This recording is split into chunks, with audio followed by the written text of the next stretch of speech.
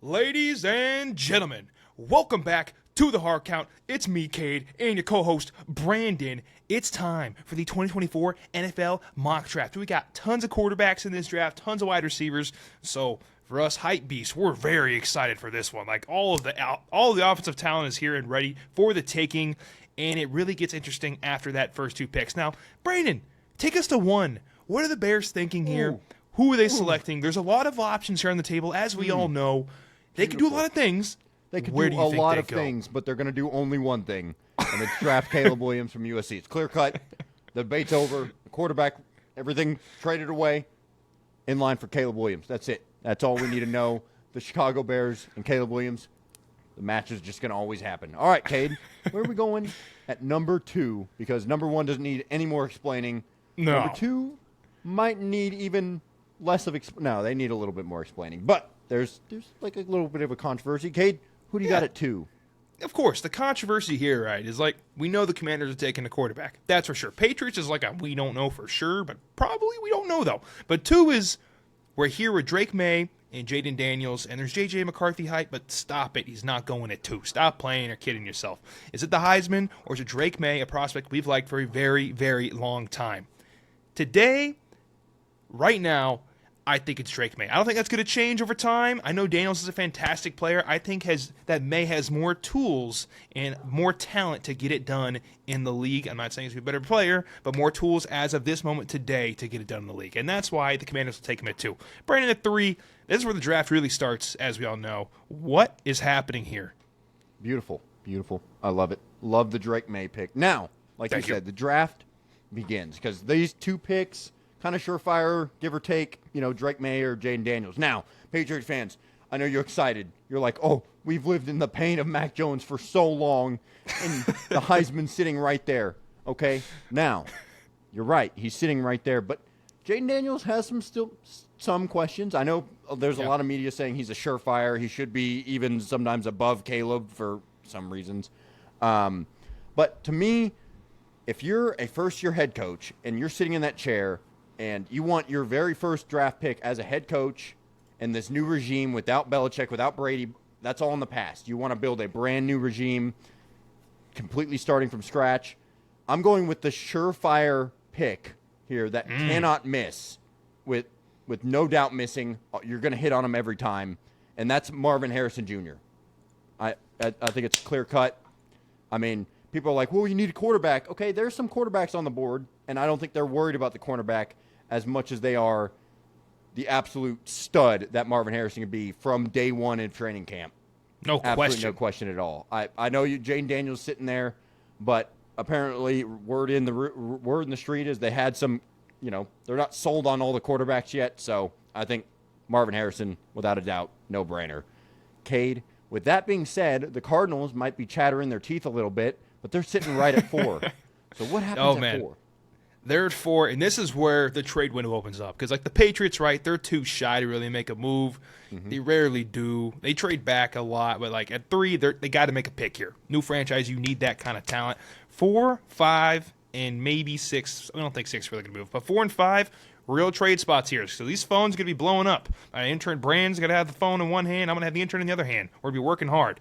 Point is, it's either a wide receiver in Neighbors or Odunze, or they're trading back for whatever reason if someone wants to block out the Chargers. I think personally, Neighbors, fantastic prospect. Odunze, fantastic prospect.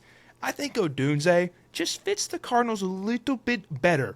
And that is because he's a 6'3", big-bodied wide receiver who runs fantastic routes and will separate for their, I'm not going to say short, that's a mean word, but smaller quarterback. And it'll make him feel more comfortable when he can chuck that thing 80, not 80, he throws it like 50 yards down the field, and it's going to be an easy completion. But I love Odunze there for the Cardinals. Now, Brandon, 5, we got a lot of options here at 5. This is like the most pivotal part of the draft, in my opinion, and yours as well. Where are we going? Well, Cade, you and I have talked about this back and forth for weeks now. Yes, we have. And it seems like the probability of this happening gets more likely as we get closer to the draft. We're a month out from the draft, like exactly today, the day we're recording this. And I think that the very first trade happens at number 5 Oh. There's a team that has been building up for this. There's been talks about them proposing a trade, jumping into the top 5.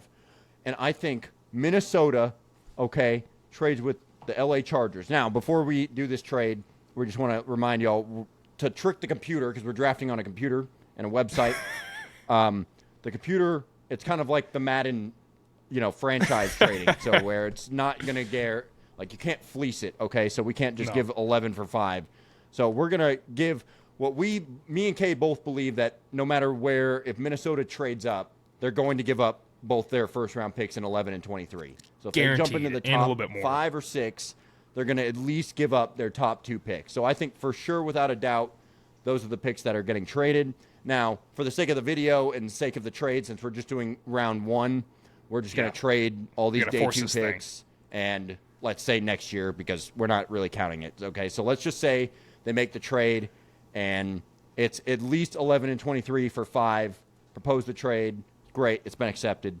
Now, the Vikings are sitting at 5. All right, Jim Harbaugh traded back. They took the picks. They took a bunch of picks. Now the Chargers have 2 picks in the first round. The Vikings sit at 5, and I think they're surprised that Jaden Daniels fell this far with the Patriots move and the Cardinals, of course, picking a wide receiver. So I think they jump on Jaden Daniels over JJ.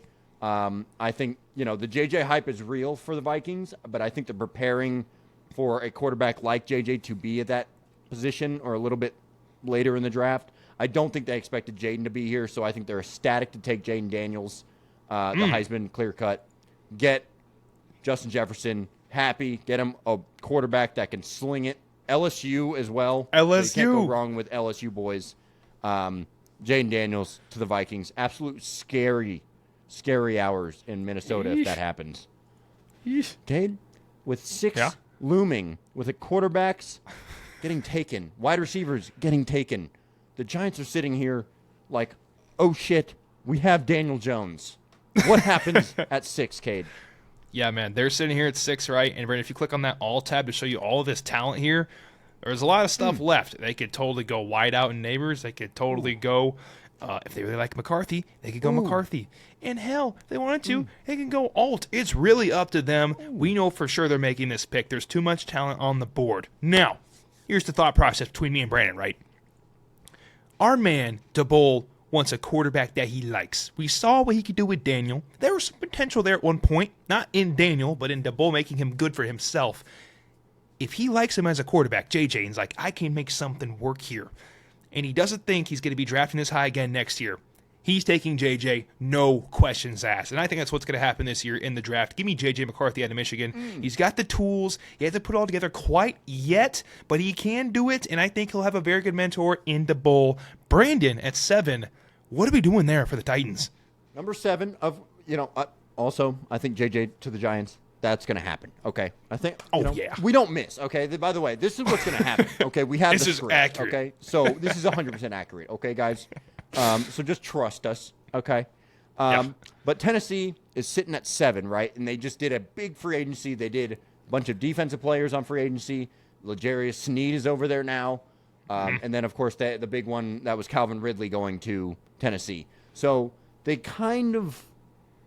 could use, don't get me wrong, they could use a guy like Neighbors, but given DeAndre Hopkins and Calvin Ridley are there, Neighbors is going to be a 3, at least for that year.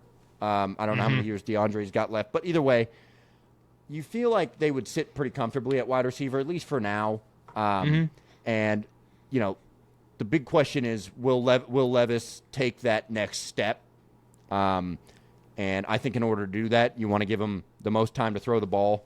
And without a doubt, who has slid in this draft, I think he's also a kind of surefire pick. I think Joe Alt just goes straight to Tennessee right after that. I think the call he's been waiting on, he knows it's going to happen because these top 6 guys aren't probably going to pick Alt. Maybe not, but two. All right, so Tennessee gets their guy in Joe Alt. Protection for Levis. It's a win-win. Tennessee's had a great offseason. Just stack on it with Joe Alt at 7. With that being said, Cade, yes, the Falcons are sitting here with literally Malik Neighbors staring at him, one of the best O-lines staring at him, Brock Bowers, the best tight end, and literally every defensive player available on the board have fallen into the Falcons' lap. What happens at pick number 8? Kirko Chains is in Atlanta, right? And he's got weapons. Yeah. Multiple chains on. Everybody's chain on. Kirko Chains has got, I'm blanking here, Kyle Pitts at tight end. He's got Bijan at running back. He's got Drake London at wide receiver. And they just signed Mooney, who ain't half bad. He could be a good 2 or 3. And who else did they sign? They got a third guy, right? At wide receiver. Boom! They got some good talent there on that offense. Speed. Now, Neighbors is a nice prospect. Don't get me wrong. But as an area of clear need, if you scroll up on that you'll see those needs right there, Brandon. And you're going to see first thing says edge. And what is the most important position in football besides a couple handfuls of a cornerback and a quarterback and a wide receiver? Edge, no doubt, is very important. Rushing the passer. Give me Dallas Turner out of Alabama. He ain't going far. He's going right down the road to Georgia. Mm-hmm. Beautiful Brandon, pick. It's absolutely Brandon, your team, you picked one for the Chicago team. Bears. As you can see, look at the wall. Look at this guy's wall behind him. Look at that. He's a Bears fan. Yeah. Just kind of a Bears fan. So he's picking 1 and he's picking 9. Brandon, what is your team doing here at 9? Well, the magic helmet has spoken.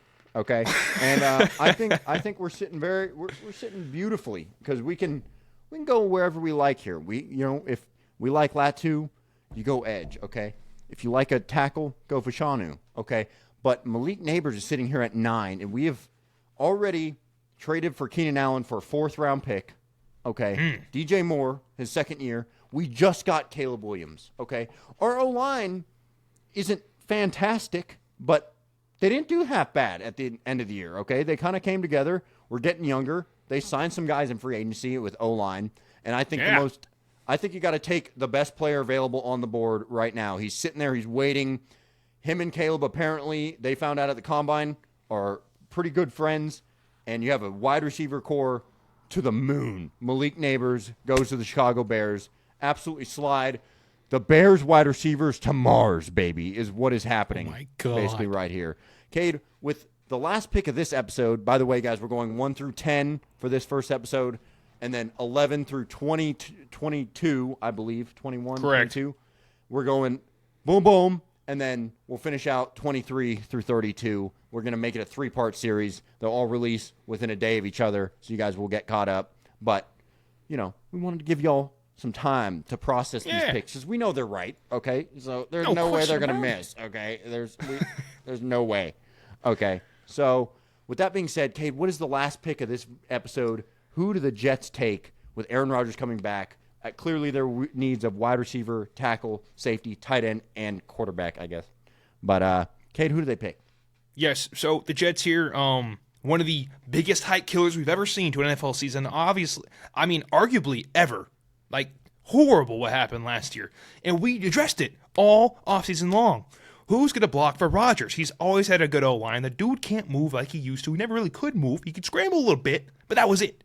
So, do you, as Connor says on Stock Exchange, fantastic channel, by the way, NFL Stock Exchange, kills it. He made this quote. He said, do you eat dessert before your vegetables and go Brock Bowers in the sugary tasty pick? Or do you eat your vegetables and actually build on something in Fashanu? I think while Bowers would be fun for the Jets, I think you got to go Fashanu. You got to protect Aaron at all costs. We saw what happened last year. We're not letting it happen again. We're going to try to make a run. Fashanu's the pick for the Jets. Brandon, get us out of here. Guys, thank you so much for watching this video. If you guys enjoyed our picks from 1 through 10, let us know. Let us know down in the comments. We know we haven't posted in a while, but we're back, baby. Okay, the NFL, this is one of our favorite times of the year, okay? So this year, we're going all the time, all right? We're not stopping. All the time. Okay? But, guys, 11 through 22 should be posted, depending on when you watch this, right away or right behind it. It's not far behind. So, guys, appreciate you guys watching. If you guys liked our picks, leave a like, comment, subscribe, and we'll see you guys in the next video. Be sure to tell someone you love them, and peace.